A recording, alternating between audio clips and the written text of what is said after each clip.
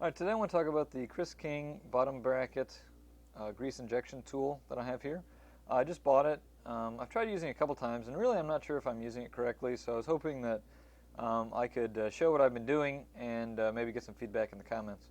I've been searching around a lot for some instructional videos, and I saw one from 2008 when the injection tool was initially released, and then I also found one that was silent except for Spanish subtitles, so I was hoping to find something else to talk about this. So I've got the grease injection tool. It looks like it's pretty high quality, pretty well machined. Only used it once so far, and so I can't really speak to how it's going to hold up, but it looks pretty good so far. I'm going to be using the DeWalco push type utility grease gun. You can see here. It's pretty basic, pretty cheap, and it seems to work all right. I think that if you had like a cartridge type grease gun, that might be better. This is kind of messy to load, although maybe I just don't have the technique down. It comes with this needle standard, which is good for laying down a nice bead of grease.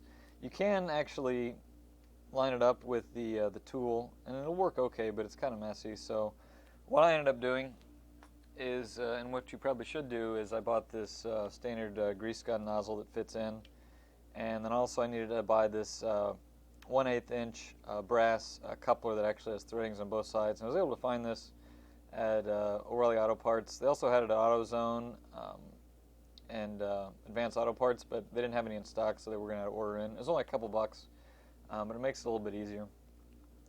So in the instructions, basically, for the bottom bracket,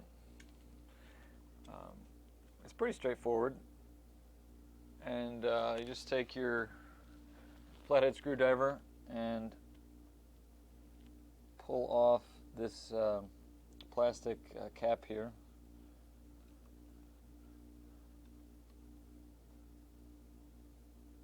Pull that off, and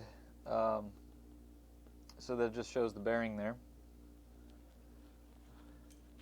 And then I'm going to put my grease injector tool into my grease gun. And then I'm just going to push it in until the rubber washer is flush and I get a bit of a seal there. And then the instructions, it basically says to hold it in and then just rotate it and give it a few pumps. So I do that. And that's probably good enough. As you can see, there's 4 different nozzles where, well, maybe you can't see it, but hopefully you can. There's 4 different nozzles where grease can come out. So we got 1, 2, 3, 4. And then it puts the grease in as you're spinning it, it comes out. It wastes a little bit of grease there. But I guess what I don't quite understand is how the grease actually gets back there, because I don't know if it's pushing it on the other side of this sort of white rubber washer, or if I'm doing something wrong. I'm not sure if the grease is supposed to seep out around the bearing, or if it just, once it's back there, if it's good.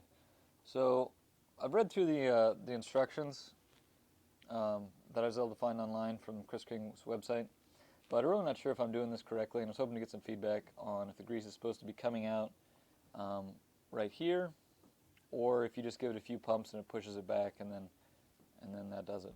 So any feedback in the comments would be appreciated. Thanks.